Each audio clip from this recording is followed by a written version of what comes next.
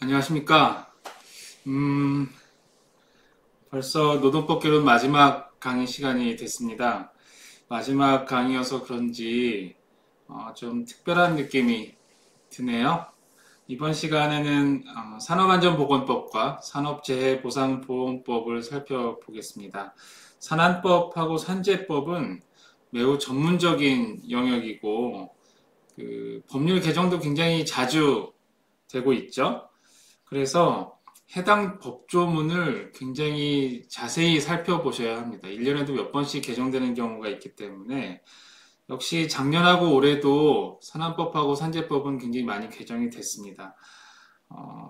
기술적인 부분이 많고 그리고 숫자가 많고 그리고 일상생활에서 쓰이지 않는 용어들이 많이 사용됩니다. 화학약품의 용어라든가 뭐 이런 것들이 많이 사용이 되고요. 업종과 직종도 굉장히 세세하게 분류가 되어 있고 시행령 별표들을 보면 종업원 수 기준도 굉장히 자세하게 규정들이 되어 있어서 이건 어떻게 보면 뭐 이해하기보다는 기술적인 내용만 담아놓은 매뉴얼 같은 법이 아닌가라고 생각하기 쉽습니다. 하지만 산안법하고 산재법도 근로자들을 산업 현장에서 업무를 수행하는 중에 겪게 되는 질병과 사고로부터 보호해야 한다는 큰 이념을 가지고 일관된 내용을 구성하고 있기 때문에 이 법률 전체를 관통하는 기본 내지는 이념을 이해하고 나면 전체 체계를 잡는 게 이렇게 어려운 일은 아닙니다. 하지만 이걸 짧은 시간에 두 법률을 다 설명드린다는 것이 불가능한 일이고요. 그래서 오늘은 굵직굵직한 내용들만 중심으로 설명을 드리고 세부적인 내용이나 기술적인 내용은 강의 안에 맡기거나 아니면 시행령, 시행규칙, 시행령 별표, 시행규칙 별표 이런 것들을 여러분들이 법전을 통해서 직접 찾아보고 익히셨으면 좋겠습니다. 그러면 기본부터 한번 시작을 해볼까요? 먼저 적용 법률입니다. 우리는 지금까지 근로기준법하고 노동조합법, 노동조합 및 노동관계조정법을 중심으로 공부를 해왔습니다. 오늘도 출발점은 근로기준법입니다. 왜냐하면 근로기준법이 근로자의 최저근로기준과 관련된 것을 담고 있기 때문에 역시 원칙적으로 따지자면 산업안전보건, 산업안전보건이라는 것은 근로자들이 일하는 과정에서 다치거나 질병을 얻지 않도록 하기 위해서 사용자가 해야 될 의무를 규정하고 있는 거죠. 그리고 산업재해보상, 재해를 당했을 때 어떻게 보상하겠느냐라는 거예요. 그래서 산업안전보건과 재해보상과 관련된 내용은 원칙적으로 근로기준법에 규정되는 게 맞습니다.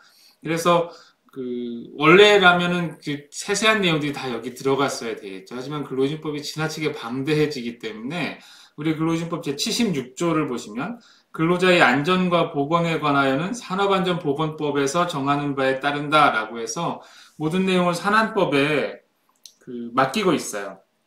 그리고 근로기준법 뒷부분에 보면 의외로 많은 재해보상과 관련된 규정들이 있는데요. 이 재해보상도 3일 이하의 요양과 치료를 요하는 경우만 우리 근로기준법이 규정을 적용이 되고 그것을 넘어가는 부분은 다 산업재해보상보험법에 의해서 규율되도록 하고 있습니다. 그래서 이 근로기준법이 원칙이지만 근로기준법이 산업안전보건법과 산업재해보상보험법에 산안법에는 명시적으로 돼 있죠. 특히 이 두 가지 내용을 안전보건과 재해보상과 관련된 부분을 위임하고 있기 때문에 그것과 관련돼서는 각각의 법률이 적용된다라고 하시면 되겠고요. 산업안전보건이든 재해보상이든 여러분 강의 안에 있는 판례 99-47129 판례를 보시면 보호의무라는 말이 나오는데 사용자의 안전배려 의무, 보호 의무의 하나로서 인정이 되죠. 안전배려 의무로부터 도출되는 의무이자 책무들이라고 할 수 있죠. 그 내용들이 산업안전보건법과 산업재해보상보험법에서 구체화되어 있다라고 보시면 되겠습니다. 먼저 산업안전보건법의 내용을 살펴보도록 하겠습니다. 산업안전보건법에서 사용자가 제일 처음 지는 의무로 나오는 것이 먼저 주식회사에 적용되는 거죠.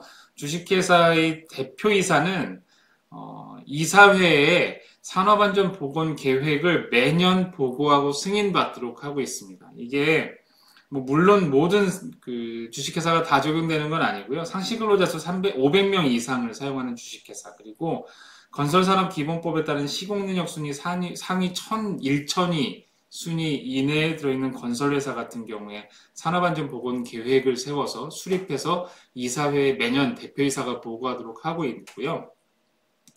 여기에 어떤 내용이 담겨야 되는지 강의에 제가 써놨죠. 뭐 안전 및 보건에 관한 경영 방침, 안전보건관리 조직의 구성, 인원 및 역할, 안전보건 관련 예산 및 시설 현황, 안전 및 보건에 관한 전년도 활동 실적 및 다음 연도 활동 계획, 이런 것들이 담겨 있는 계획을 이사회에 보고해야 합니다. 이게 사용자가 지는 산업안전보건법에서 의무로서 개중 앞부분에 나와 있어요. 우리 산안법 14조에 있으니까요. 여러분, 산업안전보건법은 제가 오늘 시작할 때 간단하게 말씀드렸지만 그 본 법률만 봐서는 내용을 다 이해할 수가 없습니다. 이게 양이 굉장히 많은데 본 법률도 양이 많아요. 하지만 각 조항을 찾을 때마다 시행령을 찾아보셔야 되고요.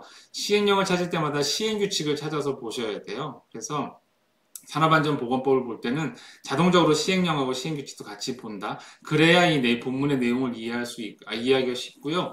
그리고 조항들이 굉장히 길어요. 이것저것 여러 가지 내용들을 빠짐없이 담다 보니까 조문들도 굉장히 긴 문장으로 구성이 되어 있는데 이런 거 그냥 건성으로 보지 마시고 끝까지 쭉 읽어보셔야 됩니다. 그래야 이 내용들이 산안법의 내용들을 잘 이해할 수 있으니까요. 산업안전보건법에서 사용자가 지는 의무, 그 다음은 계획보고 이외에 관리 책임자 지정이 있습니다. 이 관리 책임자 지정은 여러분 개인정보보호법에 따라서 개인정보보호 관리 책임자 지정하고 이런 업무들을 회사에서 해본 분이 계실 거예요. 그 체계가 산업안전보건법 체계에서 그 체계와 굉장히 유사하게 돼 있죠. 산업안전보건법 제15조에 보시면 안전보건관리 책임자를 선임하도록 하는 얘기가 나와 있는데 이것뿐만 아니라 사용자는 회사에서 안전보건관리 책임자, 관리감독자, 안전관리자, 그리고 보건관리자를 두어야 합니다. 이 안전보건관리 책임자하고 관리감독자하고 안전관리자, 보건관리자들이 각각 하는 역할은 산업안전보건법에 쓰여져 있어요.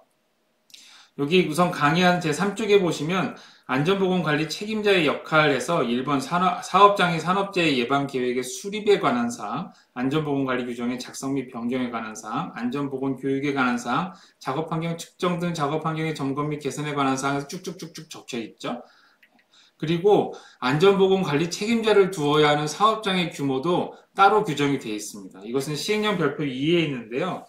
이게 모든 사업장에 다 두어야 되는 게 아니라 보시면 상시근로자 50인 이상 사업장에 두어야 하는 것은 식료품 제조업, 음료, 의약품, 화학제품, 자동차, 운송장비, 전자부품, 의료기기, 과학기기 등에 대한 제조업과 인쇄업, 자동차, 수리업 등이 제가 이렇게 요약해서 적어놨는데 시행령 별표 2를 보시면 더 이렇게 자세하게 적혀 있어요. 그래서 여러분이 만약 어떤 기업이 안전보건관리 책임자를 두어야 하는 기업인가라는 걸 보시려면 시행령 별표 2를 찾아보시고 여기서 해당 업종에 해당 근로자 수 이상에 해당되는가라는 것을 살펴보시면 안전보건관리 책임자를 두어야 되는구나 라는 걸 확인하실 수 있겠죠.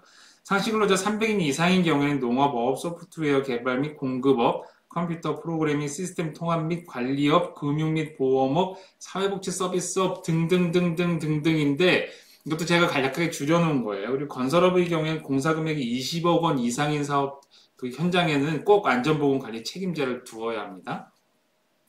기타 사업인 경우에 보통 상시근로자 100인 이상. 그러니까 일상적인 회사에서는 상시근로자 수가 100인 이상이라면 위에 말한 그런 특별한 제조업이나 이런 건설업 같은 데 해당되지 않더라도 안전보건관리 책임자를 두어야 한다라고 보시면 되겠습니다.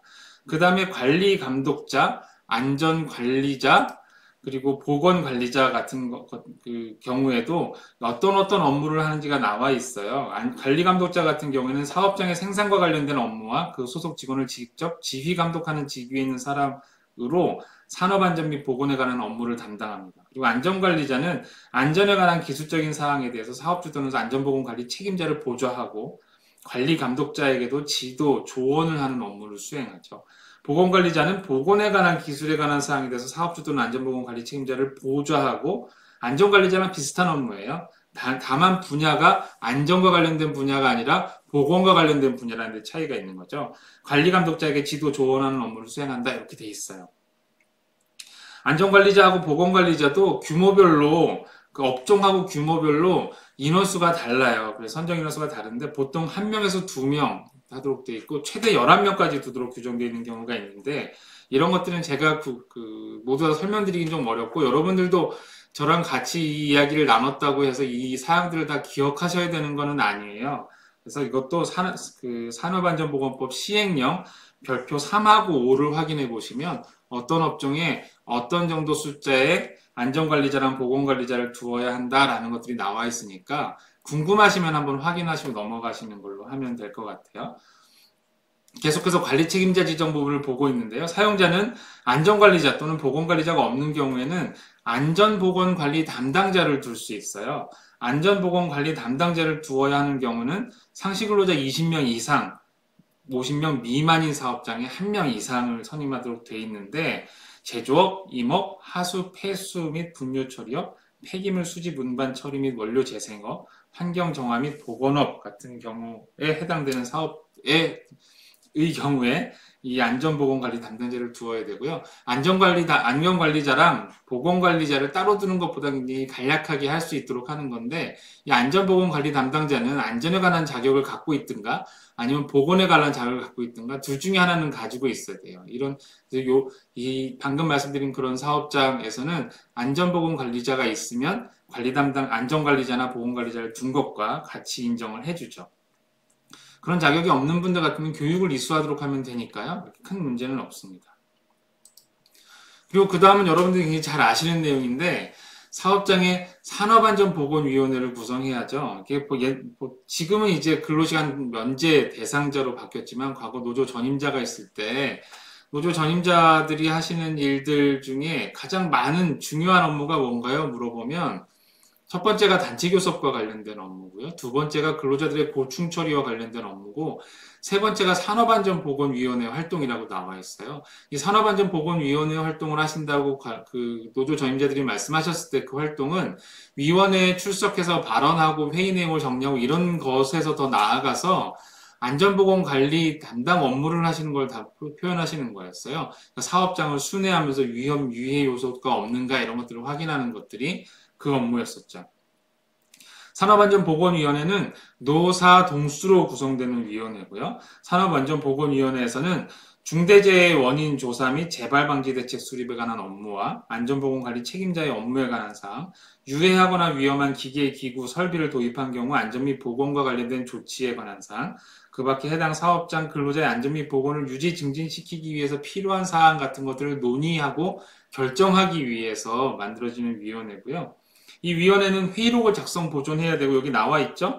뭐 안전보건 관리 규정에 반하는 내용의 심의 의견은 금지되고 이런 것들이 산업안전보건법 제24조 이하에 규정이 되어 있으니까요. 이 내용을 한번 확인을 잘 해보시면 좋겠습니다. 산업안전보건위원회도 모든 사업장에 다 해야 되는 건 아니에요. 토사, 석, 광업, 목재 및 나무 제품, 화학물질, 화학제품, 기타 여러 가지 금속, 비금속, 광물질로 되는 제조업 이런 것들 같은 경우에는 자동차, 트레일러 제조업 이런 경우에는 상시 근로자가 50명 이상만 돼도 안전보건위원회를 만들어야 됩니다. 농업, 어업, 소프트웨어 개발업, 공급, 컴퓨터 프로그래밍 이거 아까 제가 쭉 읽어드렸던 그 안전보건관리 책임자 선임할 때 그 산업분리랑 비슷한 것 같죠? 근데 비슷은 한데 들여다보면 산업들이 다르거든요. 다르니까 같구나 생각하시면 안 돼요. 이거는 시행령 별표 9에 나와 있는 내용이에요. 이런 것들, 이런 서비스업, 사회복지업 같은 경우에는 상시근로자 수가 300명 이상인 경우에 위원회를 설치하도록 되어 있고요. 건설업 같은 경우에는 공사금액이 120억 원 이상이면 산업안전보건위원회를 설치하도록 하고 있습니다. 그 이외의 사업은 보통 상시근로자 100명 이상이니까 상시근로자가 100명 이상이 되지 않는 일반 사무직 같은 경우에 일반 사무직들로만 구성된 회사 같은 경우에는 안전보건위원회가 거의 설립이 되어 있지 않겠죠. 그런 경우에는 보통 산업안전보건 교육도 실시 면제가 되는 경우가 많아요. 그래서 그런 회사, 그러니까 100인 이하 사업장에서 사무직으로만 보통 구성되어 있는 사업장 같은 경우에는 산업안전보건법과 관련된 내용을 거의 들을 기회가 없죠. 특히 재해가 발생하거나 이런 경우가 아니면 내용 거의 들을 기회가 없는데 사실은 규정이 돼 있는데 시행령이나 별표 같은 데서 면제를 해주기 때문에 그런 분들이 그런 회사 같은 경우에 그 기회가 별로 없는 거겠죠. 의외로 산업안전보건위원회는 산업안전보건교육 그리고 안전관리 책임자 선임 이런 것들은 그 예외가 많이 인정돼서 없는 회사들도 굉장히 많이 있습니다. 그 다음 사용자가 해야 되는 안전보건과 관련돼서 해야 되는 것은 안전보건관리 규정의 작성이에요. 이 안전보건관리 규정에는 안전 및 보건에 관한 관리 조직과 그 직무에 관한 사항, 아까 보건관리자, 안전관리자 뭐 이런 조직들이 있었잖아요. 우리 산업안전보건위원회 막 이런 조직이 있었는데 그 조직에 관한 사항, 안전보건 교육에 관한 사항, 작업장의 안전 및 보건관리에 관한 사항, 사고조사 및 대책 수립에 관한 사항, 이게 미리 준비가 돼 있어야 된다는 얘기죠. 그 밖에 안전 및 보건에 관한 사항. 그래서 이런 규정을 만들어 놔야 되는데 안전보건관리 규정은 산업안전보건위원회가 있으면 그 위원회의 의결을 받아야 되고요. 산업안전보건위원회가 없으면 근로자 대표의 동의를 받아서 만들어야 됩니다. 보통 여기도 시행령 별표에 나와 있는데 이런 업종 같은 경우에 300명 이상인 경우에는 그 규정을 만들어야 돼요 이렇게 하는데 보통은 100명 이상이면 규정을 만들도록 한다고 그냥 퉁쳐서 기억하셔도 괜찮습니다. 왜냐면 그 외 사업은 대개 100명 이상인 사업인 경우에 안전보건관리 규정을 작성하도록 하고 있기 때문이고요. 사용자가 해야 되는 업무가 계획을 수립해서 보고하고 위원회를 만들고 이런 업무, 그리고 관리 책임자, 관리 조직을 만드는 거죠. 이런 관리 체계를 만드는 것 이외에 여러 가지 자잘한 일들이 많이 있습니다. 안전보건 표지를 각각 그 위에 시설이 있는 장소나 그 시설 근처에다가 설치하거나 부착해야 되고요. 여기 보시면 그 여러 가지 근로자가 알아보기 쉽게 하기 때문에 그림이나 이런 걸로 된 스티커를 붙이는 경우도 있고요. 관리 담당자를 이렇게 명시하기도 하고 이렇게 여러 가지를 붙이기도 합니다. 그리고 안전보건 조치를 해야 돼요. 보시면 강의 한 10쪽에 자세히 써 있는데 사업주는 먼저 기계, 기구, 그 밖에 설비에 대한 위험, 설비에 의한 위험, 폭발성, 인화성, 발화성 물질에 의한 위험, 전기, 열, 그 밖에 에너지에 의한 위험이 있는 경우 그에 대한 조치를 해야 되고요. 불착, 채석, 벌목, 하역, 운송, 해체 등 작업 방법에 따른 위협이 있는 경우에 그에 대해서도 조치를 해야 되고 토사, 구축물 등이 붕괴할 우려가 있거나 물체가 예전에는 이게 낙하라고 써 있었거든요. 우리 법조문에 낙하 이렇게 써 있었는데 물체가 떨어지거나 날아올 위험 이게 여러분 이 산안법이랑 산재보호상보험법도 쉬운 말로 많이 바뀌면서요. 자아가 사람으로 바뀌고 낙하가 물체가 떨어지거나 이렇게 바뀌고 많이 이렇게 법률이 괜찮아졌어요. 저 문장들이. 날아올 위험, 천재지변으로 인한 위험이 발생할 우려 등이 있는 장소에 대한 예방 필요 조치, 그러니까 위험에 대한 필요 조치, 그리고 작업 방법에 의해서 초래되는 위험에 대한 산재 예방 조치, 그리고 특별히 위험한 장소 같은 경우에 산재 예방 조치 등 사업주는 이런 조치를 해야 되고요. 그리고 사업주는 사업 시 가스, 분진, 고온, 저온, 배출물, 정밀 공작, 환기 조명, 단순 반복 작업 또는 인체에 과도한 부담을 주는 작업 등 이 작업에 따라 발생할 수 있는 그 산재를 예방하기 위한 조치를 취할 의무를 각각 부담합니다. 이게 산안법 38조, 39조에 나와 있는데요. 사용자는 이렇게 여러 가지 안전보건과 관련된 예방 조치들을 미리 해야 될 의무를 부담하고 있습니다. 그리고 아까 잠깐 말씀드렸었는데 사용자는 안전보건 교육도 실시해야 돼요. 이 안전보건 교육은 원래 매 분기 3시간 이상 해야 되고요. 그런데 전년도에 재해가 발생하지 않았거나 제조업이 아니고 대규모 제조업이 아니고 사무직으로만 구성되어 있거나 이러면 안전보건 교육이 거의 대부분 면제가 돼요. 이 안전보건 교육 실시와 관련돼서는 시행령하고 신규칙을 보시면 실시 내용이라든가 실시 담당자라든가 이런 게 쭉 나오고 면제 요건들도 별표에 쭉 나와 있거든요. 근데 면제가 되게 면제 폭이 넓어서 면제받는 사업장이 많아요. 아마 우리 이거 영상 보시고 계시는 분들 중에도 회사에서 안전보건 교육 한 번도 못 받아보신 분들 계실 거예요. 그래서 이 면제 폭이 넓기 때문에 안전보건 교육을 받지 않는 경우가 많지만 원래는 해당되는 사업장 같은 경우에는 매 분기 3시간 이상 안전보건교육을 실시하도록 하고 있고요. 원칙적으로 회사 내에 안전보건관리 책임자가 있거나 보건관리자, 안전관리자가 있으면 이분들이 회사 내에서 직접 이 안전보건교육을 하셔도 괜찮습니다. 이 안전보건교육 같은 경우는 법정 의무교육이고요. 그래서 이걸 모든 사업장이 다 해야 합니다라고 하면서 이렇게 교육기관에서 연락이 오는 경우가 많은데 면제폭이 되게 넓기 때문에 모든 사업장이 다 해야 되는 건 아니고요. 그리고 반드시 외부 전문 강사가 해야 되는 것도 아니에요. 어쨌든 이런 교육이 있다 정도 계속 산안법과 관련돼서는 이런 내용들을 계속 확인하면서 넘어가겠습니다. 그리고 이 내용은 제가 한번 설명드린 적이 있는 내용이에요. 고객의 폭언 등으로부터 고객 응대 근로자를 보호하기 위한 조치를 해야 합니다. 이거 어디서 설명드렸죠?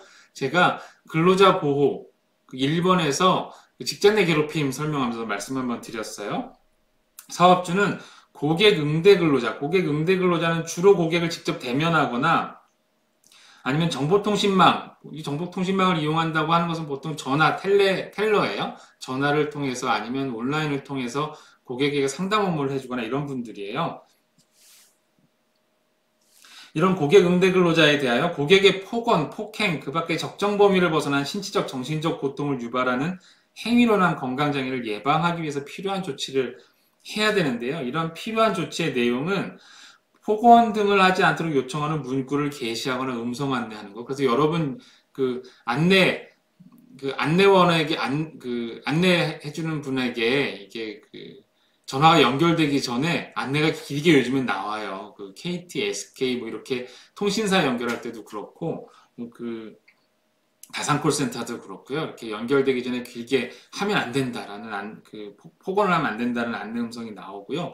문구가 게시되는 경우도 많고 KTX 뭐 이런 교통기관을 이용할 때 특히 KTX에서 승무원들에게 폭언을 하시면 안 됩니다라는 안내 방송이 기차를 타면 나와요. 고객과의 문제 상황 발생 시 대처 방법 등을 포함한 고객 응대 매뉴얼을 마련해서 비치해야 되고요. 매뉴얼의 내용 및 건강장애 예방 관련 교육을 근로자들에게 고객이 아니라 근로자들에게 교육을 실시해야 돼요. 그리고 그 밖에 건강장애 예방을 위해서 필요한 조치를 하도록 돼 있습니다. 그리고 만약 이렇게 했는데도 불구하고 이런 문제가 고객의 폭언 등으로 해서 문제가 생겼을 때 사용자는 작업 중지 등 필요한 조치를 해야 될 의무를 부담해요. 그래서 이 근로자가 작업을 중지하고 이 고객의 눈에서 벗어나도록 격리라고 했죠. 제가 괴롭힘에 대응하기 위한 가장 중요한 기본 조치가 격리라고 말씀드렸는데 이제 격리시키는 거예요. 이 작업 중지 등 필요한 조치의 내용은 뭐가 있냐면 산안법 시행령 제41조에 나와 있는데요. 업무의 일시적인 중단 또는 전환, 휴게 시간의 연장, 고객의 폭언 등으로 인한 건강장애 및 관련 치료 상담 지원, 관할 수사기관 또는 법원의 증거물, 증거서류 제출 등 고객 응대 근로자 등이 고객의 폭언 등으로 인해서 고소고발 또는 손해배상 청구 등을 하는 데 필요한 지원도 회사가 하도록 하고 있습니다. 이 고객의 폭언은 제3자의 괴롭힘이에요. 사업장에서 발생하는 제3자의 괴롭힘을 굉장히 소극적으로 우리 산안법이 규정해서 보호하고 있는 거고요. 이게 사실은 직장 내 괴롭힘이 근로기준법에 규정되어 있기 때문에 제3자에 의한 괴롭힘으로부터 근로자들이 보호받지 못하는 문제가 생겼고, 물론 산안법 제41조에서 이런 규정을 두고 있어서 매우 다행이기는 하지만 이게 부족한 부분이 있다라는 것들을 한번 제가 설명을 드린 적이 있습니다. 다음은 작업중지권이에요. 이 작업중지권은 산안법이 개정되면서 들어왔습니다. 원래 작업중지권이 과연 있느냐, 사용자가 그냥 이 작업중지는 제가 그냥 바로 이렇게 말씀드리면 어려우니까 제가 한번 내용을 읽어볼게요. 먼저 산안법 제51조 사업주의 작업중지. 사업주는 산업재해가 발생할 급박한 위험이 있을 때에는 즉시 작업을 중지시키고 근로자를 작업 장소에서 대피시키는 등 안전 및 보건에 관하여 필요한 조치를 하여야 한다. 이게 산업재해가 발생할 급박한 위험이 있을 때예요. 뒤에 보면 중대재해가 발생했을 때도 작업중지 면역권 얘기가 나오는데요. 이렇게 산업재해가 발생할 급박한 위험이 있을 때 사업주가 작업을 중지시킬 의무가 있어요. 그런데 근로자에게 작업중지 권한이 있느냐? 노동부 장관, 고용노동부 장관이나 이런 행정관청에 작업중지 명령을 할 수 있는 권한이 있느냐에 대해서 오랜 기간 논쟁이 이루어져 왔어요. 왜냐하면 우리 산안법에 관련된 규정이 없었거든요. 근데 이 산안법이 최근에 개정이 되면서 사용자의 작업중지 의무, 그리고 근로자의 작업중지권, 고용노동부 장관의 작업중지 명령권이 산업안전보건법에다 규정이 됐습니다. 이거는 굉장히 다행스러운 일인 것 같아요. 산재가 발생할 급박한 위험, 보통 요즘에 화재도 많이 일어나고 폭발도 많이 일어나고 많이 이렇게 일을 하시다 돌아가시는 분에 대한 뉴스가 최근에 많이 있었기 때문에 마음이 굉장히 좋지 않지 않습니까? 이럴 때 그 산업재해가 발생할 급박한 위험이 있을 때 사업주는 지체 없이 업무를 작업을 중지시켜야 되고 근로자들도 그런 상황이 왔을 때 사업주에게 먼저 보고하고 허락을 받고 이러는 것이 아니라 일단 작업을 중지하고 그 다음 후속 처리를 하도록 하는 게 훨씬 합리적이죠. 우리 근로자를 보호할 수 있는 가장 중요한 방법이라고 생각이 되고요. 근로자의 작업중지권을 규정한 산업안전보건법 제52조를 그래서 제가 한번 읽어보겠습니다. 근로자는 산업재해가 발생할 급박한 위험이 있는 경우에는 작업을 중지하고 대피할 수 있다. 제1항에 따라 작업을 중지하고 대피한 근로자는 지체 없이 그 사실을 관리감독자 또는 그 밖의 부서장에게 보고하여야 한다. 관리감독자 등은 제2항에 따른 보고를 받으면 안전 및 보건에 관하여 필요한 조치를 하여야 한다. 사업주는 산업재해가 발생할 급박한 위험이 있다고 근로자가 믿을 만한 합리적인 이유가 있을 때에는 작업을 중지하고 대피한 근로자에 대해서 해고나 그 밖에 불리한 처우를 해서는 아니 된다라는 내용이 규정되어 있습니다. 이 산업안전보건법 제52조는 위험이 발생할 급박한 위험이 있을 때 근로자들의 긴급 피난을 성문화해 놓은 것이라고 할 수 있어요. 이건 굉장히 중요한 우리 산업안전보건법의 그 개정 성과라고 저는 생각하고요. 이게 20대 국회 때 이게 통과가 됐죠. 그 다음 페이지에 보시면 고용노동부 장관의 사용중지, 작업중지 명령권이 나옵니다. 사용중지 명령권은 그 건설물 및 기계기구, 설비, 원재료 이게 그 유해 위험이 초래될 우려가 있을 때는 그런 시설물, 장비를 사용하지 말라는 사용중지 명령권을 행사할 수 있고요. 그리고 그 유해 위험 상태가 해소 또는 개선되지 않거나 이런 위험이 발생할 우려가 굉장히 높을 때에는 작업 중지 명령을 내릴 수 있는 권한을 우리 산업안전보건법 제53조가 규정을 하고 있습니다. 그래서 이 설비 등의 사용 중지 명령권이라든가 작업 중지 명령권을 고용노동부 장관이 행사할 수 있게 됐다는 것은 굉장히 중요한 의미가 있죠. 과거에도 중대재해가 발생하면 고용노동부 장관은 작업중지 명령권을 행사해 왔습니다. 그런데 그때마다 도대체 고용노동부 장관이 작업중지 명령권을 행사하는 근거가 뭐냐? 무엇을 근거로 그런 명령권을 행사하는데? 라는 반론이 있었어요. 이게 관행이다라고 해왔고 고용노동부는 할 수 있어라고 얘기해왔지만 이게 찜찜했던 거죠. 그리고 이게 찜찜하니까 많은 반발을 불러일으켜왔고 이게 그 중대재해 같은 그 산업재해가 특히 사망사고가 발생할 경우에 작업중지 명령권을 고용노동부가 행사를 해왔는데 사용자들이 과실이 없다고 믿을 때에는 그리고 그 사고가 발생했지만 재발될 가능성은 없어라고 하면서 사용자들이 이걸 조업을 계속하고 싶어하는 경우가 있어요. 이럴 때 고용노동부 장관에게 강하게 반발할 수 있는 빌미를 제공하거나 했었는데 우리 산업안전보건법 제53조의 고용노동부 장관의 시정조치라고 해서 사용중지명령권하고 작업중지명령권이 입법이 되면서 이제는 좀 더 이렇게 탄탄한 권한의 그 토대를 가지고 고용노동부 장관이 그런 권한을 행사할 수 있게 됐고요. 물론 사용중지명령 또는 작업중지명령을 받은 사업주가 시정조치를 완료했다면 그때는 고용노동부 장관이 물론 알아서 작업중지명령을 해지하겠죠. 하지만 해제하지 않고 그냥 있다면 사용자가 이런 필요한 조치를 다 한 이후에는 그 작업중지 명령의 해제를 요청할 수 있습니다. 그 다음은 중대재해 발생 시의 조치인데요. 중대재해 발생 시의 조치는 사용자의 조치 의무랑 고용노동부 장관의 조치 의무로 나눠보게 되는데 여기서 말한 중대재해라는 것은 사망사고가 발생한 재해라고 이해하시면 굉장히 쉽습니다. 여러분 한 명만 돌아가셔도 굉장히 중대한 사고 아닙니까? 그래서 그 산업안전보건법에서 말하는 중대재해 이거는 산업안전보건법 제2조 정의조항에 규정이 되어 있는데요. 이 중대재해란 사망자가 한 명만 발생해도 중대재해라고 보고 있습니다. 그리고 3개월 이상의 요양이 필요한 부상자가 동시에 2명 이상 발생한 재해도 중대재해로 보고요. 부상자 또는 직업성 질병자가 동시에 10명 이상이 발생한 재해도 중대재해라고 봅니다. 근데 직업성 질병, 업무상 질병이죠. 업무상 질병이 동시에 10명 이상이 발병해야 한다는 요건은 개인적으로 좀 이게 요건이 좀 높은 게 아닌가, 너무 엄격한 게 아닌가 이렇게 생각이 됩니다. 이런 중대재해가 발생하면 사업주는 즉시 해당 작업을 중지시켜야 됩니다. 그리고 근로자를 작업 장소에서 대피시키는 등 안전 및 보건에 관해서 필요한 조치를 해야 돼요. 사용자가 작업 중지 의무를 부담하게 되고요. 그리고 사업주는 지체 없이 이 사실을 고용노동부 장관에게 보고해야 됩니다. 고용노동부 장관은 앞서 말씀드린 것과 똑같이 작업중지 명령권을 행사합니다. 그래서 여기 보시면 그와 동일한 작업으로 인해서 해당 사업장에 산업재해가 다시 발생할 급박한 위험이 있다고 판단되는 경우 토사, 구축물 등의 붕괴, 화재, 폭발, 유해하거나 위험한 물질 등의 누출, 벤젠이나 아니면 불산 이런 것들이 요즘에 누출되는 경우가 많았죠. 등으로 인해서 중대재해가 발생해서 그 재해가 발생한 장소 주변으로 확산될 수 있다고 판단되는 불가피한 경우, 이런 경우에는 고용노동부 장관이 작업중지 면허권을 행사하고 있고요. 여러분들 불산이 특히 누출돼가지고 그 작업중지 면허권이 행사된 경우는 뉴스를 통해서 자주 보셨을 거예요. 그리고 그 고용노동부 장관은 작업중지 명령권뿐만 아니라 원인 조사 의무가 있습니다. 그래서 원인을 조사해야 될 의무가 있기 때문에 중대재해가 왜 발생했는가라는 것들, 그리고 예방 대책을 어떻게 수립해야 되겠는가, 이런 것들을 조사해야 될 의무가 산업법 제56조에 의해서 규정이 되어 있습니다. 여기까지가 이제 작업중지 명령과 관련된 내용이었고요.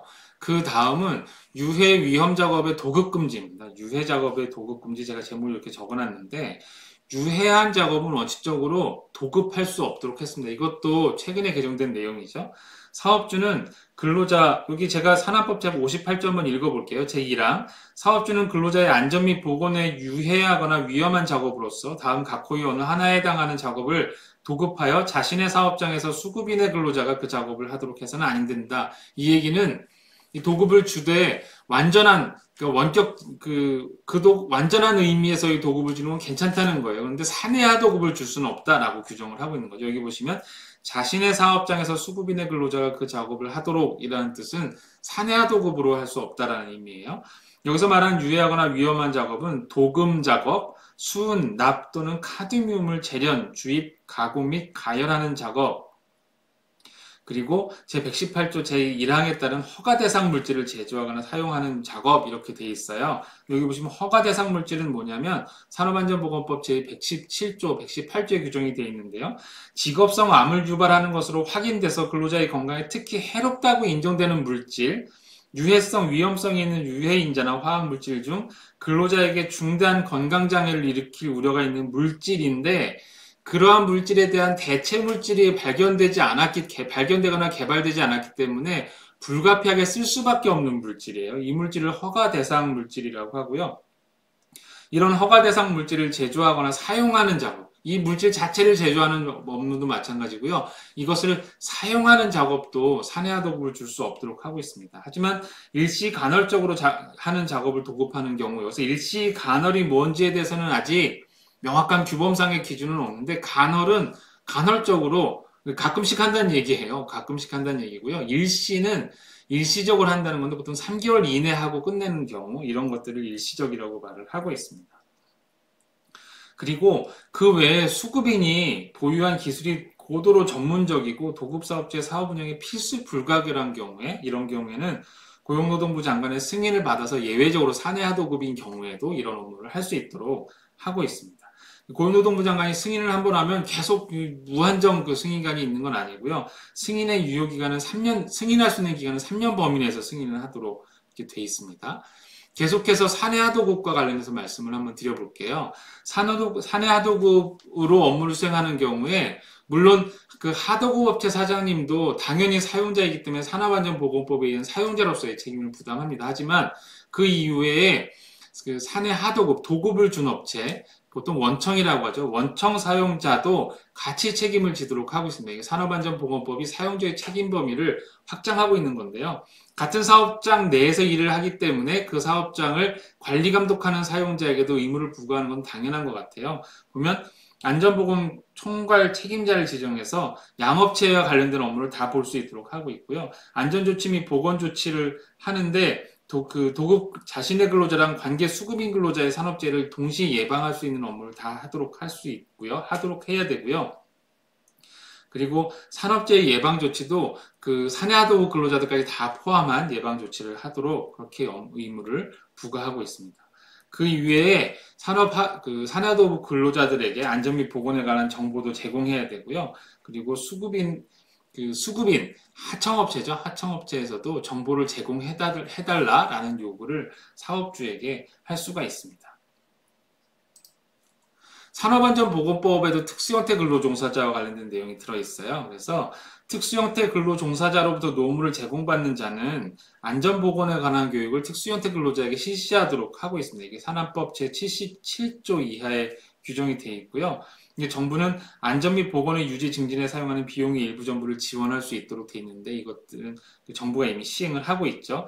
그리고 배달 종사자, 특히 음식 배달 종사자라든가 그 이외에 서류라든가 물건을 배달하는 사람들, 뭐 이런 사람들이 대상인데요. 이동통신 단말 장치로 물건의 수거 배달 등을 중개하는 자는, 이것은 중개하는 자란 얘기는 플랫폼을 운영하는 사람을 이야기해요. 배달 플랫폼을 운영하는 자는 그 운영을 통해서 이륜자동차로 오토바이, 보통 오토바이 얘기하는 거죠. 자전거도 있더라고요. 물건을 수거 배달하는 사람의 산업재해 예방을 위해서 필요한 안전조치 및 보건조치를 해야 한다. 그래서 우리 산업법에 플랫폼 운영자에 대해서 산업안전보건조치를 할 의무를 부여하고 있습니다. 굉장히 앞서가는 거죠. 그 다음에 보시면 산업안전보건법 제79조에는 가맹본부의 산재 예방 조치가 규정이 돼 있어요. 이 가맹본부는 프랜차이즈 본사를 얘기하죠. 그래서 프랜차이즈 본사도 프랜차이즈 가맹 사업자에게 그 설비나 기계, 원자재 또는 상품 등을 공급하는 경우에는 그 가맹 사업자 소속 근로자의 산업재해 예방을 위한 여러 조치들을 시행하도록 그 79조의 그 의무를 부여하고 있습니다. 우리 산업안전보건법이 시대의 변화에 굉장히 빠르게 따라가는 법률이에요. 적용 대상도 근로자에서 점차 확대되는 모습을 보여서 일하는 모든 사람에게 적용되도록 하고 있지 않습니까? 그 외에 플랫폼, 요즘 플랫폼 노동 종사자와 관련된 얘기가 굉장히 뜨겁게 진행이 되고 있는데, 이게 모든 플랫폼 노동 종사자에게 적용되는 건 아니지만 특히 배달 플랫폼인 경우에는 그 플랫폼 운영자에게 안전조치를 의무를 부여하고 있고, 가맹 사업, 프랜차이즈 사업인 경우에 프랜차이즈 본사에서 프랜차이즈 가맹점 소속 근로자들에 대한 안전보건 조치 의무까지 이렇게 하도록 하고 있어서 최근 요 사용자의 의무, 그래서 이 사용자의 범죄가 더 넓어지고 있는 것 같아요. 안전보건에서는요. 범주를 굉장히 크게 확대하고 있습니다. 여기까지가 산업안전보건법과 관련된 내용이었고요. 제가 좀 빠르게 말씀드리고 또 핵심만 이렇게 말씀드리고 그리고 최근에 산업안전보건법이 개정되면서 들어온 내용들만 설명드리다 보니까 좀 이렇게 파편지로 설명드리게 된 것 같은데, 어쨌든 여기까지 산업안전보건법에 대해서 설명드렸고요. 이제 그 다음은 산업재해보상보험법에 대해서 설명을 드리겠습니다. 산업재해보상보험제도는 근기법이 원칙적으로 적용되는 게 원칙이에요. 근기법상 재해보상제도는 보험구조를 토대로 하지 않죠. 사용자의 재력, 회사의 자금을 토대로 하는 거예요. 그래서 회사에서 재해를 당한 사람에게 회사의 비용으로 치료나 요양을 하도록 하는 거죠. 근로기준법 제78조부터 제92조에 이르기까지 여기에 대한 규정이 있는데요. 보시면 요양보상, 휴업보상, 장애보상, 뭐 이런 것도 유족보상, 장애비, 일시보상, 분할보상, 보상 청구권 이런 것들이 쭉 규정이 다 돼 있습니다.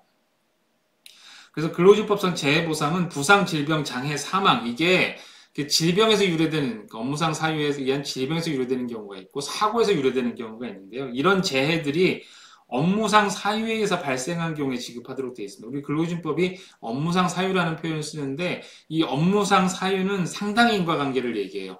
업무와 재해 또는 질병, 사고, 여기 보시면 부상, 질병, 장애, 사망 등의 재해죠. 업무와 부상, 질병, 장애, 사망 사이에 상당한 인과관계가 있어야 된다. 상당 인과관계가 있어야 된다고 보고요. 업무상 재해의 경우에 상당 인과관계 판단은 업무 기인성과 업무 수익성을 가지고 판단합니다. 업무 기인성이 가장 기본이 되는 거예요. 업무 기인성이란 이 근로자의 부상, 질병, 장애, 사망이 업무로부터 기인한다는 거예요. 그 업무를 그 업무를 하지 않았으면 걸리지 않았을 거라는 거예요. 내가 이 업무를 했기 때문에 오랜 시간 동안 벤젠에 노출이 돼서 내가 암에 걸렸어. 이런 거죠. 그렇다면 내가 이 업무를 수행한 것과 내가 암이 발생한 것 사이에 그 업무 기인성이 입증이 돼야 돼요. 이게 업무 기인성, 상당 인과관계에서의 업무 기인성 문제고요. 업무 기인성은 입증하기가 좀 어려운 부분이 있죠. 굉장히 전문적인 기술과 지식을 요하기 때문에 업무 기인성을 인정하기는 어렵지만 이 업무 기인성은 업무상 재해를 입증하기 위한 가장 기본적인 단위가 되고요. 그 다음은 업무 수행성이에요. 업무를 수행하다가 부상, 질병, 장애, 사망이 발생했다는 거죠. 내가 회사 업무용 차량을 이용해서 차를 운전하다가 그 차가 폭발하는 바람에 화상을 입었다는 말, 이런 건 다 업무 수행성이고 업무 기인성도 인정이 되는 거겠죠. 과거엔 이런 얘기가 있었어요. 그러니까 제가 일을 하다가 갑자기 막 그 극심한 두통이 오고 그래갖고 내가 막 어떻게 될 것 같으면 나는 여기서 바로 제가 한번 예전에 말씀 한번 드렸잖아요. 바로 119를 불러서 응급실로 가면 안 되고 일단 회사로 가서 회사 문고리를 붙잡고 쓰러져야 된다. 그 다음에 응급실에 가야 된다는 얘기가 있었어요. 왜냐하면 업무 수행성을 확보하기 위한 거였죠. 제가 앞서 설명드릴 때는 그 얘기를 얼버무리고 굉장히 간단하게 설명드리고 넘어갔는데 업무 수행성이라는 것은 내가 그 업무를 수행하던 중에 부상, 질병, 장애, 사망이 발생했다는 거예요. 그래서 옛날에는 대법원이 어떤 판단 기준을 가지고 있었냐면요.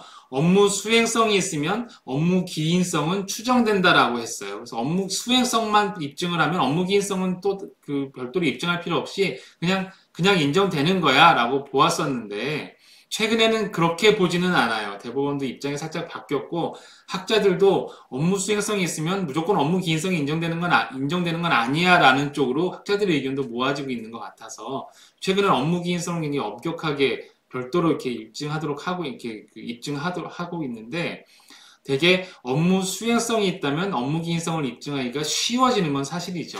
그래서 요즘에도 업무 수행성은 여전히 중요한 판단 기준이 돼요. 상당인과관계를 인정하기 위한.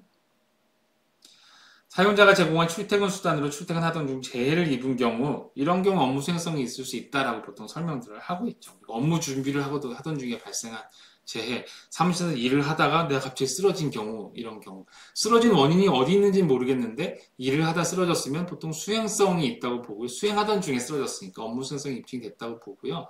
그게 업무 기인성이 있느냐 없느냐에 대한 판단이 필요하긴 하겠죠. 업무 기인성과 업무 수행성이 다 인정돼야 된다, 원칙적으로는. 네, 그런데 판례 사례를 보다 보면 둘 중에 하나만 있어도 나머지를 인정하는 사례가 있기는 있어요. 여기 대법원 2003-5501 사건을 보시면 업무상재해라고 하면 업무와 질병 사이에 인과관계가 있어야 하지만 질병의 주된 발병 원인이 업무 수행과 직접적인 관계가 없더라도 적어도 업무상의 과로나 스트레스가 질병의 주된 발병 원인에 겹쳐서 질병을 유발 또는 악화시켰다면 그 사이에 인과관계가 있다고 보아야 한다. 이게 굉장히 흔한 사건이에요. 이 문장이 여러 판례에 나오고요. 이 판례가 나오게 된 사실관계들도 굉장히 다양한데, 제가 방금 읽어드린 문장은 굉장히 다양한 대법원 판례에서 인용되고 있는 문장이에요. 대표적인 사례가 55세 아저씨 사건이 있어요. 여러분 55세 아저씨 사건 하니까 굉장히 익숙하시죠? 수도사업관리소에서 55점을 딴 아저씨 제가 말씀드렸는데, 이분은 조선업에 종사하시던 분이었어요. 그런데 회사 근처 아파트에서 동료 3명하고 같이 회사에서 제공한 숙소에서 주무셨죠. 출퇴근 통근버스를 타야 되는데 매일 아침 7시에 통근버스를 타셨어요. 그날 아침에도 숙소에서 나와서 한 10분 걸어 나가면 골목 끝에 바로 정류장이 있어서 거기서 통근버스를 탔어요. 통근버스를 7시에 거기서 타는데, 그날도 보통 때와 마찬가지로 6시 45분쯤에 숙소에서 나왔어요. 그래서 골목 끝으로 걸어가고 있는데 그 앞에 통근버스가 7시가 되지도 않았는데 슥 스쳐 지나가는 거예요. 이 세 분이 뛰었죠. 골목 입구까지 뛰었는데 통근버스가 지나간 게 맞았어요. 평소보다 5분이나 일찍 와서 기다리지도 않고 가버린 거였죠. 이 세 아저씨 중에 나머지 두 아저씨가 통근버스 타기를 포기했어요. 그런데 한 아저씨가 통근버스를 잡기 위해서 달려갔습니다. 그때가 2월이었어요. 굉장히 추운 2월 새벽에 통근버스를 잘 따라잡기 위해서 전력 질주를 했어요. 전력 질주를 했는데 놀랍게도 그 통근버스를 따라잡았어요. 그래서 다음 정류장이 되기 전에 통근버스를 잡았고 문을 열고 버스에 올라탔죠. 숨이 턱까지 다 찼겠죠. 이 아저씨가 버스 맨 뒤로 가서 앉으셨어요. 버스 맨 뒤로 가서 앉고 버스가 다시 출발했는데, 출발하고 나서 몇 초 지나지 않아서 이 아저씨가 소리를 지르시죠. 버스 세워달라고 소리를 지르세요. 그리고 버스 앞으로 차에서 내리기 위해서 걸어 나오다가 버스 맨 앞에 문에 여기 기둥이 있잖아요. 기둥을 붙잡고 쓰러지십니다. 기둥을 붙잡고 쓰러졌는데 돌아가셨어요. 보통 이렇게 심장마비로 돌아가신다고 하죠. 이렇게 굉장히 이렇게 고통스러워하면서 돌아가셨는데, 유족인 사모님께서 유족급여를 신청하셨어요. 산재로 인정해달라는 거였죠. 근데 회사에서 회사도 인정 안 했고 공단도 인정을 안 했어요. 왜 인정을 안 했냐면 보통 근로복지공단에서 산재심의위원회에서 이거 심의를 하는데 인정을 안 한 이유가 2월 그 아침 추운 날 55세 연령인 남자가 갑자기 준비운동도 없이 버스를 따라잡을 만큼 뛰었다는 거죠. 이건 자기 심장이 멈출 만한 원인을 자기가 제공을 한 것이고 이게 업무 기인성이나 업무 수행성이 인정될 수 없다라고 본 거예요. 그런데 대법원에서 이게 인정이 됐어요. 어떻게 인정이 됐냐면 이분이 그 전해 12월부터 2월 달까지 휴일을 하루인가 이틀밖에 못 가셨어요. 그리고 그 하루인가 이틀을 빼고는 명절까지 포함해서 계속해서 야근을 하셨어요. 야근을 한 이유가 업무량이 너무 많았던 거예요.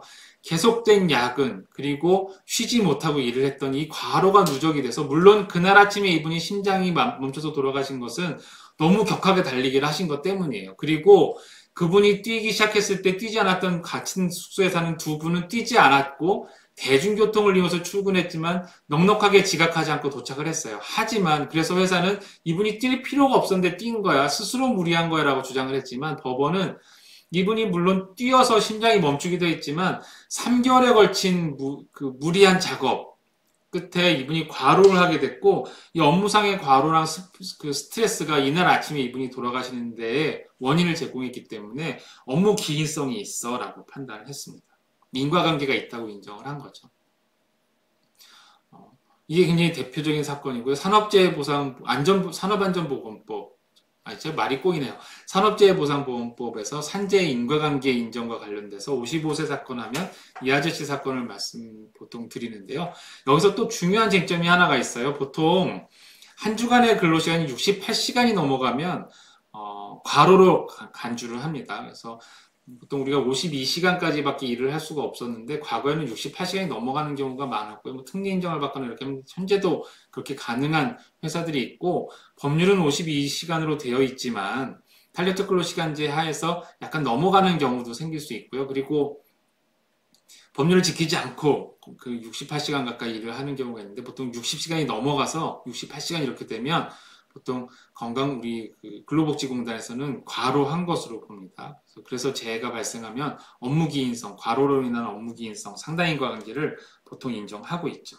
이게 그 업무상 사유에 있어서의 상당인과 관계를 인정하기 위한 업무기인성과 업무 수행성과 관련된 이야기가 되겠고요. 그 다음 페이지는 우리 근로기준법상, 제가 쭉 아까 조문을 보면서 설명드렸는데 근로기준법상 재해보상의 종류를 이렇게 제가 강의 안에 적어놨고요. 한번 보시면 돼요. 뭐 일시보상 얘기도 있고 쭉 있는데, 이렇게 외우셔야 될 사항은 아니고, 이건 사유가 발생하면 여러분이 법조문을 찾아보시면 될 문제이기 때문에 이런 게 여기에 있다라는 것, 조문의 위치 정도만 확인하시고 넘어가면 충분하겠습니다. 재해보상의 방법이 계속 나오고 있어요. 일시보상, 분할보상, 보상청구권 양도, 압류금지 이런 얘기들이 나오는데, 보상청구권의 양도 압류 금지는 피해자를 보호하기 위해서 그런 거죠. 그래서 사회보장법에 보면 사회보장 수급권의 양도 압류 금지 이런 게 굉장히 중요한 쟁점으로 다뤄지고 있어요. 근로기준법상 재해보상의 경우에도 양도 압류가 금지가 되고요. 마찬가지로 산업재해보상보험법에서도 그 수급권이 양도 압류가 금지되는 경우가 있으니까 이런 것들도 확인해 보시면 좋겠습니다. 본격적으로 산업재해보상보험법의 세부적인 내용을 보도록 하겠습니다. 산업재해보상보험법은 근로자를 사용하는 모든 사업 또는 사업장에 적용돼요. 모든 사업 또는 사업장에 적용이 되고요. 여기서 말하는 근로자는 근로기준법상의 근로자를 이야기합니다. 적용이 제외되는 사업장이 있는데, 보시면 공무원의 재해보상법, 군인재해보상법에 따라서 재해보상이 되는 사업, 선원법, 어선원 및 어선재해보상보험법, 사립학교 교직원 연금법, 사립학교 교직원은 재해보상법이 따로 있는 게 아니고 연금법이 있어요. 농업, 임업, 어업 및 수렵업 중 법인이 아닌 자의 사업으로서 상시근로자 수가 5명 미만인 사업 등에 대해서는 산업재해보상보험법은 적용이 되지 않습니다. 여기 보시면 대법원 2008부 1566 사건이 있는데요. 카드 회사로부터 채권 회수 업무를 위임받아, 이분들은 대표적인 특수 형태 근로 종사자예요. 수행하다가 뇌지주막하 출혈로 사망한 채권 추심원은 비록 그가 회수한 채권액에 따라서 그 일정 비율에 상당하는 금액의 수수료를 지급받았고 그 임금을 받지 않았다는 얘기예요. 근로소득세를 납부하지 않고 사업소득세를 냈어요. 4대 보험에 가입해 있지 않았어요. 그렇더라도 임금을 목적으로 종속적인 관계에서 카드회사에 근로를 제공했다라고 해서 이 특수형태 근로종사자의 근로자성을 인정하면서 산업재해보상보험법에 적용을 받을 수 있다라고 판단했어요. 유족보상이 됐겠죠. 돌아가셨거든요. 그런데 여기서 한 가지 의문이 생길 수 있어요. 이분은 이 채권 추심 회사, 이 채권 추심 회사가 산업재해보상보험에 가입되어 있는 가입 대상 사업장은 맞았어요. 그런데 이 회사는 이 채권 추심인의 그 보험금을 한 번도 공단에 납부한 적이 없어요. 하지만 공단은 이분에게, 근로자로 판단된 이분에게 보험금을 지급했어요. 어떻게 된 걸까요? 이 산업재해보상 보험 관계는 보험 관계이기 때문에 보험 가입자가 있고, 그로 인해서 보험금을 수령하는 사람이 있어요. 그래서 엄격하게 이게 지켜져야 되는 게 원칙이겠지만, 우리 공단은 고용노동부하고 그 근로복지공단은 산재법을 그렇게 운영하지 않습니다. 이게 그 사회보장법의 하나라고 보기 때문에 산업재해보상보험에 가입되어 있는 가입대상 사업장 소속 근로자라면 그 근로자 몫의 보험금을 납부하지 않았다 하더라도 그 근로자에게 재해가 발생해서 산재로 인정이 되면 보험금을 지급하고 있어요. 특별한 경우죠.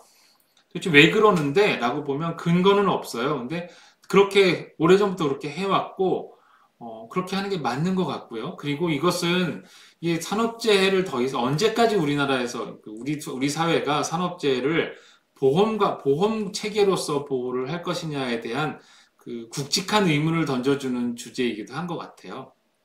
왜냐하면 이거는 뭐 개인별로 연구자별로 각각 다른 생각을 갖고 있는데, 이게 보험 구조를 가지고 있으면 보험에 가입되는 사업장 소속 근로자가 아니면, 원칙적으로는 보험 가입자가 피보험자로 지정한 사람이 아니면 이 보험 혜택을 볼 수가 없는 거예요. 그러니까 이게 산업재해로부터 일하는 사람을 보호해야 되겠다라는 그 이념을 갖고 있다면, 적어도 보험 구조가 아니라 공적 구조에 의해서 일하다가 다친 사람, 질병을 얻은 사람, 돌아가신 분을 도와주는 게 맞거든요. 근데 이게 보험 구조가 아닌 공적 구조로 바뀌는 게 바람직하다라는 생각을 저는 가지고 있는데, 이게 완벽한 보험 구조를 이탈해서 보험료를 납부하지 않은 피보험자가 아닌 사람에 대해서도 보험금을 지급하고 있는 것은 원칙적으로 보험 구조를 따지자면 맞지 않는 것이긴 하지만, 그쪽으로 이렇게 나아가는 어떤 과도기적인 모습으로서는 충분히 인정할 수 있는 부분이 아닌가, 이렇게 생각이 듭니다. 그다음 업무상 재해 인정 기준인데요. 이 업무상 재해 인정 기준은 앞서 근로기준법의 재해보상에서 제가 설명드린 상당인과 관계 인정에서 업무 기인성, 업무 수행성을 설명드렸잖아요. 그것을 기억하시면 그게 그대로 그냥 적용이 됩니다. 업무상 사고는 여기 우리 산재보상보험법 제37조에 규정이 되어 있는데요. 1항 2호에 있어요. 근로자가 근로계약에 따른 업무나 그에 따른 행위를 하던 중 발생한 사고, 이건 업무상 사고로 봐줘요. 사업주가 제공한 시설물 등을 이용하던 중 그 시설물 등의 결함이나 관리 소홀로 발생한 사고, 이것도 업무상 사고로 보고요. 사업주가 주관하거나 사업주의 지시에 따라 참여한 행사나 행사 준비 중에 발생한 사고도 업무상 사고로 봐요. 휴게 시간 중 사업주의 지배 관리하에 있다고 볼 수 있는 행위로 발생한 사고, 휴게 시간에 발생한 사고가 다 그런 건 아니에요. 이런 사고는 업무상 사고로 보고, 그 외 업무와 관련해서 발생한 사고들을 업무상 사고로 보는데요. 동료 근로자의 가해 행위로 인해서 다른 근로자가 재해를 입어서 그 재해가 업무상 재해로 인정되는 경우도 있을 수 있어요. 왜냐하면 보호의무를 사용자가 부담하는 경우가 그렇고요.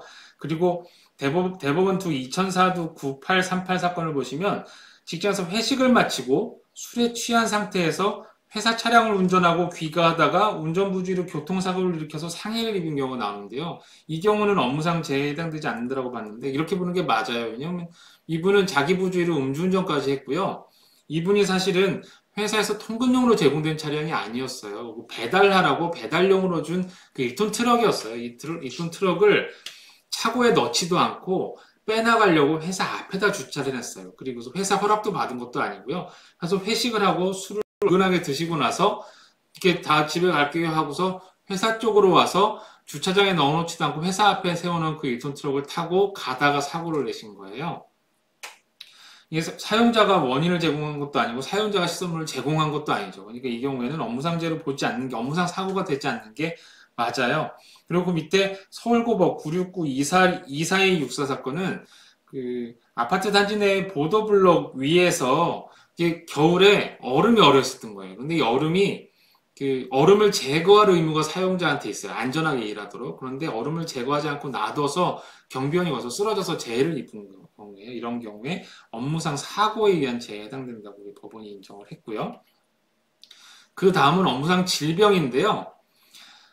한번 이것도 제가 그 37조 1항 2호를 읽어볼게요. 업무 수행 과정에서 물리적 인자, 화학물질 분진, 병원체, 신체에 부담을 주는 업무 등 근로자의 건강에 장애를 일으킬 수 있는 요인을 취급하거나 그에 노출돼서 발생한 질병, 업무상 부상의 원인이 돼서 발생한 질병, 직장 내 괴롭힘, 고객의 폭언, 그래서 말씀드렸죠. 그 등으로 인한 업무상 정신적 스트레스가 원인이 돼서 발생한 질병, 그 밖에 업무와 관련해서 발생한 질병 등은 업무상 질병으로 봅니다.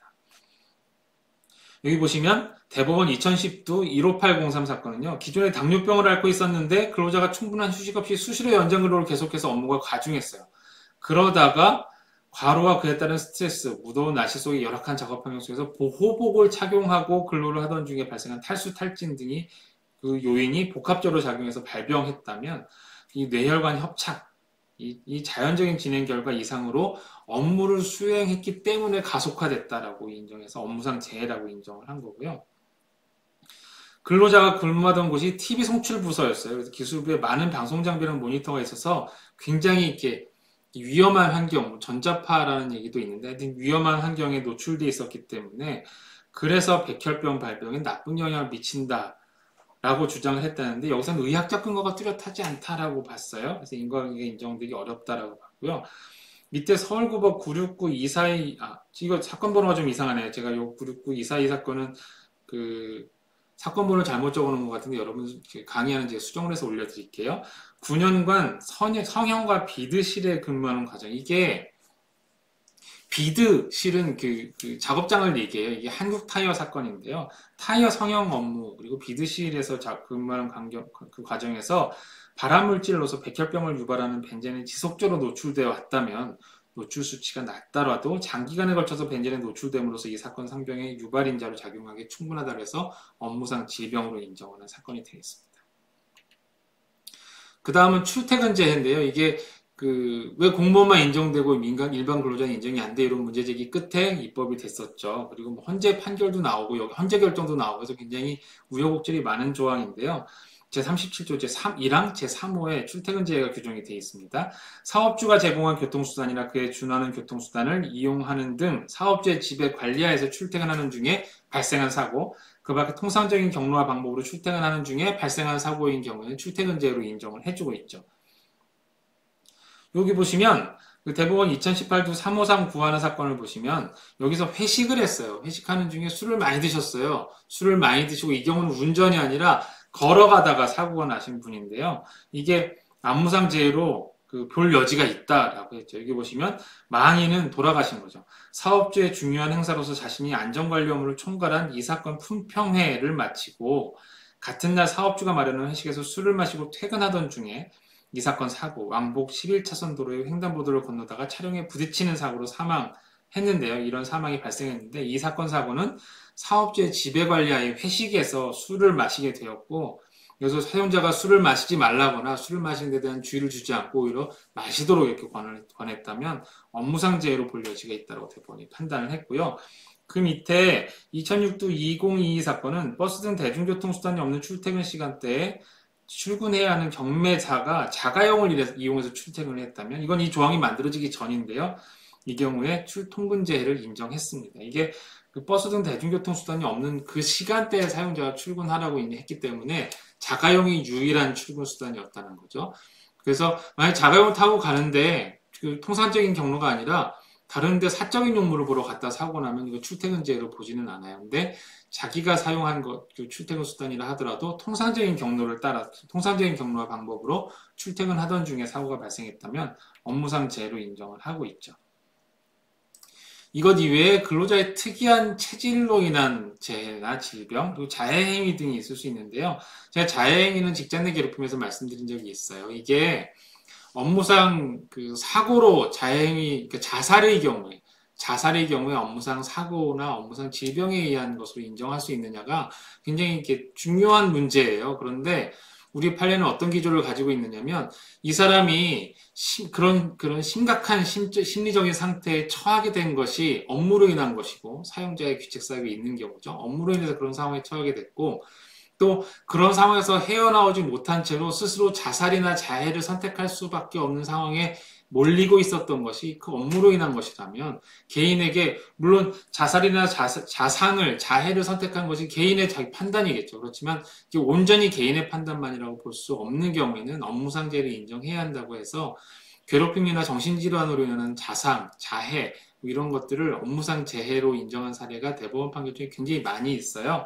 그래서 고의의 자해인 경우에도 이게 물론 멀쩡한 상태에서 왜 그랬지? 하는 경우가 있을 수 있는데 그런 경우는 업무상재해로 보지 않지만 이게 어쩔 수 없다고 인정되는 경우에는 업무상재해로 보는 경우가 많다. 보통 스스로를 통제할 수 없게 되는 정도에 이른 경우에 인정된다고 설명들을 하고 있어요.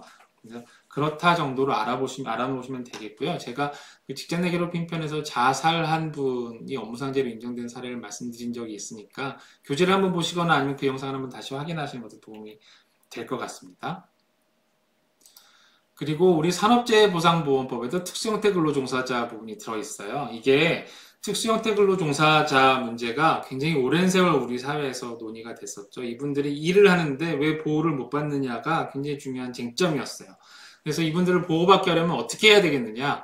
근로기준법상 근로자로, 노동조합법상 노동조합에 가입할 수 있는 근로자로 인정하면 끝나는 거냐라는 논의가 있었는데 여기에 대해서는 노사의 견해가 첨예하게 대립했고 20년이 넘어서 여러분 1990년대 후반에 골프장 KD 판결이 처음 나오잖아요. 그때 이후로 지금까지 이 특수형태 근로 종사자 논의가 이어져 내려오는데 아직 근로자성 인정 문제가 명확하게 해결되지 않았어요. 하지만 이분들이 일을 하다가 재해를 입는 경우에 보호를 해야 되기 때문에 산업재해보상보험법 제125조 그리고 산업재해보상보험법 시행령 125조에 이분들에 대한 내용이 어떻게 보면 이렇게 잠정적인 내용이죠. 잠정적인 내용이 들어가 있습니다. 특수형태 근로종사자를 근로자라고 단정해서 지정하지는 않았지만 이분들이 산지보험에 가입할 수 있는 여지를 열어놓고 그리고 가입하기를 원치 않을 경우에는 적용제에 신청을 할 수 있는 길을 열어놓아서 노사가 생각하는 어떤 중간점의 타협점을 채택해서 들어가 있는 것 같아요. 제가 산재보험법이 보험 체계를 벗어나야 된다라고 말씀드렸던 것처럼 특수형태 근로종사자를 어떻게 보호할 것인가에 대해서도 조금 더 전향적인 논의가 이제 우리 사회에서 일어나야 될 것 같고요. 더 이상 근로자의 개념이 근기법 제2조 정의조항에 의해서 규정되는 것은 이제 시대에 맞지 않는 것 같아요. 그리고 근기법이 온전히 적용되는 영역도 점점 축소되고 있거든요. 노동법이 새로운 모습을 강구해야 되지 않는가 이렇게 생각이 되고요. 산재법 제125조 제1항을 제가 한번 읽어보겠습니다. 계약의 형식과 관계없이 근로자와 유사하게 노무를 제공함에도 근로기준법 등이 적용되지 아니하여 업무상 재해로부터 보호할 필요가 있는 사람으로서 다음 각 호의 모두에 해당하는 사람 중 이렇게 된 이유는 우리 산재법상 근로자 개념이 근로기준법상 근로자 개념으로 정의되고 있기 때문에 그런 거예요. 대통령령으로 정하는 산재보상보험법 시행령 125조죠. 으로 정하는 직종에 종사하는 사람 의 노무를 제공받는 사업은 이 산재보상보험법에 적용을 받는 사업으로 본다라고 하는 거예요. 그런데 이 다음에 하나에 해당하는 사람이 누구냐면 다음에 모두에 해당하는 사람인데요. 모두에 해당하는 사람이 누구냐면 주로 하나의 사업이에요. 그 운영에 필요한 노무를 상시적으로 제공하고 보수를 받을 것 그리고 그 노무를 제공할 때 타인을 사용하지 않을 것 이것이 특수형태 근로종사자의 요건이 되겠고요. 이 요건도 완화해야 된다는 주장은 있는데 우리 산재법이 수용하고 있는 요건은 이래요. 그리고 이게 산안법에서도 이게 받아들여졌죠. 그래서 지금 현재 우리 사회에서 어느 정도 공감대가 이루어진 특수형태 근로종사자라고 한다면 주로 어느 하나의 사업장에서 소속되어서 소속은 아니지만 거의 상시적으로 일을 제공하면서 보수를 받고 있고 자기 스스로 노무를 제공하지 다른 사람을 시켜서 자기 대신 하도록 스스로 다른 사람을 고용하지 않는 사람을 특수형태 근로종사자라고 하고요. 이런 사람들 중에서 보험 모집인 그리고 우체국 보험 모집인 건설기기 운전하는 사람 레미콘 같은 경우가 되겠죠. 학습지 교사, 골프장 경기보조원 배송 업무하는 분, 그리고 대출 모집인, 신용카드 회원 모집인, 대리운전 업무를 하시는 분들까지가 현재 산업재해보상보험법상 특수형태 근로종사자의 범위에 들어와 있습니다. 이런 경우엔 이 사업을 그 산재법에 적용을 받는 사업으로 간주를 하고요. 그런데 특수형태 근로자 종사자가 이 법의 적용을 원치 않은 경우에는 적용제외를 신청할 수 있어요. 그래서 적용제외를 신청하는 경우에는 신청을 한 그 다음날부터 근로자로 보지 않기 때문에 산재법 적용이 되지 않고요. 여기 보시면 산재법 적용을 받고 나서 70일 이내에 적용제외 신청을 하면 그 첫날부터 아예 산재법상 근로자가 아니었던 것으로 간주를 하죠. 그래서 그 보통 일반적인 상해보험에 가입해 있거나 이런 특수형태 근로종사자분들이 산재보험료를 또 내는 것과 관련된 부담 이런 게 있으니까 적용제를 신청하시는 경우가 많이 있어요. 그 다음 중소기업 사업자고 현장 실습생의 경우에도 산재보험법에 가입할 수 있는 경우가 있습니다. 요거 한번 확인하시고요. 넘어가시면 그 다음은 해외 근로자에 대한 적용 문제가 나와요. 산재보상보험법은 보험법에 적용되는 공법의 영역이에요. 그래서 해외에서는 그 나라에 산재보험공단이 있을까요? 그 산재보험공단에 우리나라 사업주가 산재보험료를 내지 않잖아요. 그러니까 이 산재보험 체계는 속지주의가 원칙이에요. 그래서 그 나라에, 다른 나라에서 사업을 해서 다른 나라의 사업장이 있고 거기서 노무를 제공하시는 분들은 그 나라의 산재보험에 가입하는 게 원칙인데요. 이게 적당치 않은 경우가 있어요. 그런 경우에는 우리 산재보험법이 그 준거법을 결정하는 원칙들을 규정을 하고 있습니다. 그래서 국외사업에 대한 특례와 해외 파견자에 대해서는 산재법이 직접 규정을 해서 121조, 122조의 규정을 가지고 있고요. 여기 한번 제가 122조 한번 읽어볼까요? 제 1항만 읽어볼게요. 보험료 징수법 제5조 제3항 및 제4항에 따른 보험 가입자, 산재보험에 가입되어 있는 사업주를 얘기하는 거예요. 가입자가 대한민국 밖의 지역에서 하는 사업을 근로시키기 위해서 파견하는 사람, 해외 파견자라고 하죠. 에 대해서 공단, 근로복지공단에 보험가입 신청을 해서 승인을 받으면 우리나라 근로복지공단을 얘기해요.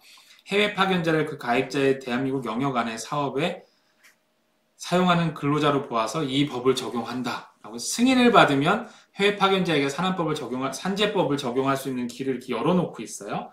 그리고 사회보장협정이 체결된 상대국에 파견된 경우에는 우리나라 산재법의 적용을 받는데요. 미국, 슬로바키아, 프랑스, 폴란드, 오스트리아, 스페인 그 외에도 많은 나라들이 있는데요.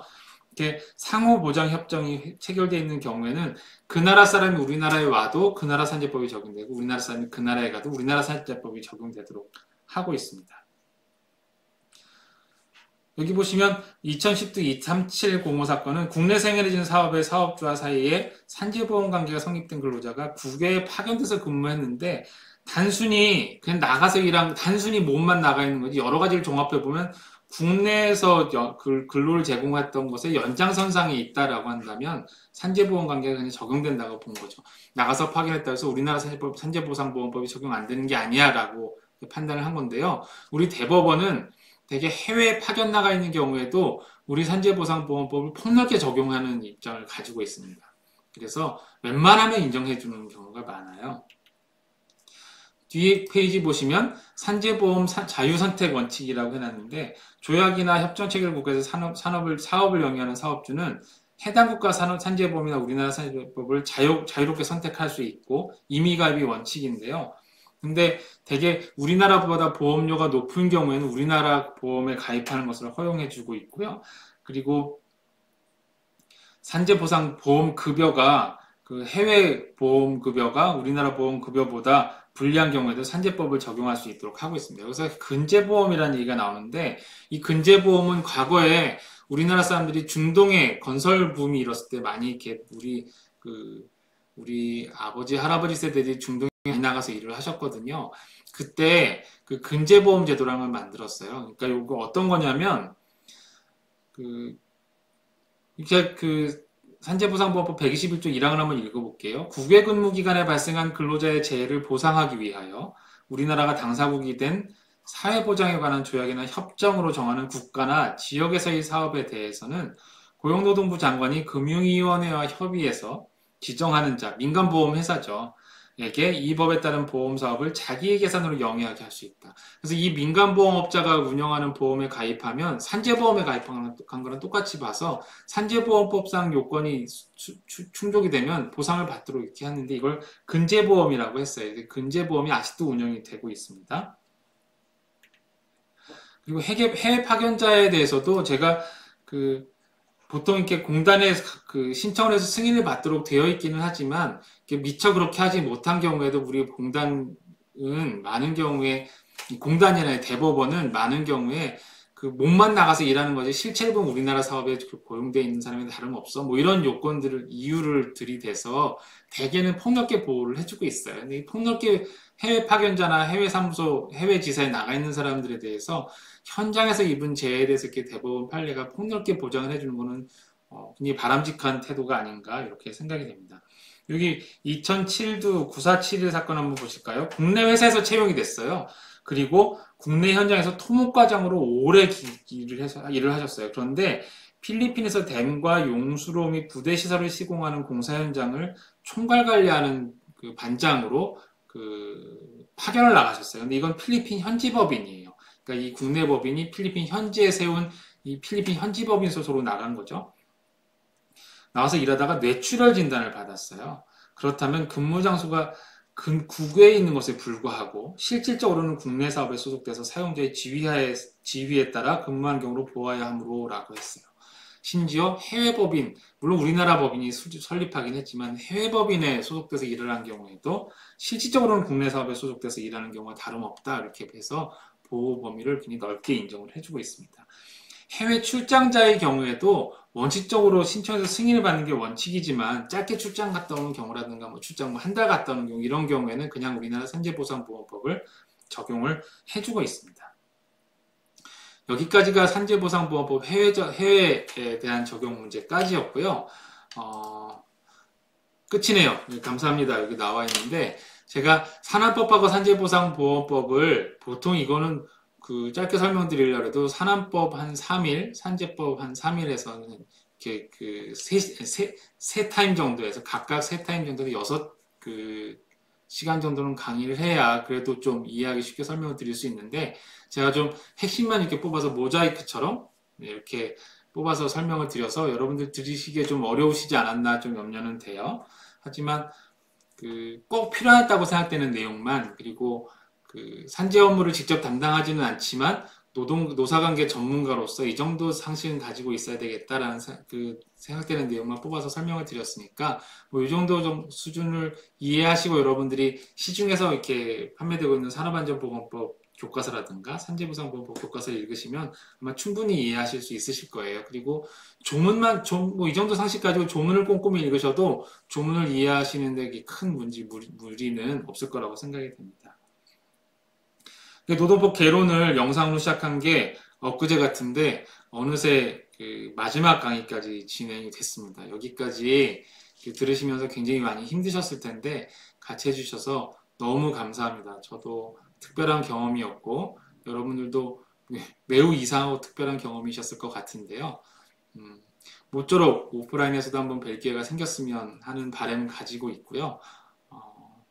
아무튼 여러분 많이 고생하셨다는 것 그리고 들어주셔서 감사하다는 것 마지막 인사로 전해드리도록 하겠습니다.